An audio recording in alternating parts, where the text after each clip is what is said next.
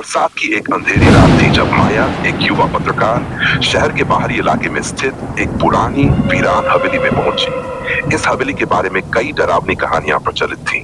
कहा जाता था कि इसका अंतिम मालिक मिस्टर ग्रेसन रहस्यमय तरीके से गायब हो गया था। लेकिन माया सच को उजागर करने के लिए किसी भी हद तक जाने को तैयार थी। दरवाजा खोलते ही ठंडी हवा का झोंका उसे महसूस हुआ। भीतर घुसते ही सड़े हुए लकड़ी और नमी की गंध से उसका सिर चकराने लगा। उसका टॉर्च छपक छपक कर जल रहा था, जिससे अजीब आकृतियां दीवारों पर बन रही थीं। यह बस एक पुराना घर है, उसने खुद को समझाया, लेकिन उसकी आवाज कांप रही थी।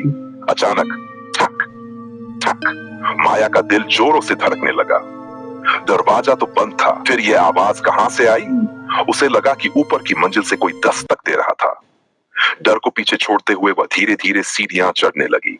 गलियारा अंधेरे में डूबा था। अंत में एक दरवाजा हल्का सा खुला दिखा। उसने दरवाजा धक्का देकर खोला। यह एक पुराना अध्ययन कक्ष था, जहां किताबें अस्त व्यस्त पड़ी थी और एक लकड़ी की मेज पर धूल जमी थी। तभी उसकी नजर सामने लगे एक दरारों वाले आईने पर पड़ी।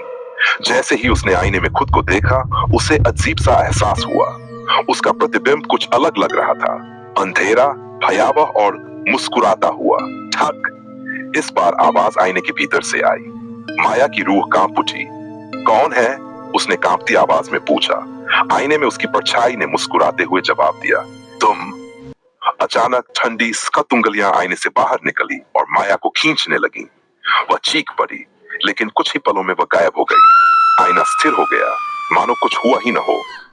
अगले दिन उसके दफ्तर में उसकी कोई खबर नहीं मिली। तलाश शुरू हुई, लेकिन वह कभी नहीं मिली। कुछ महीनों बाद एक और पत्रकार हवेली की जांच करने पहुंचा। वह अध्ययन कक्ष में पहुंचा और ठिठक गया।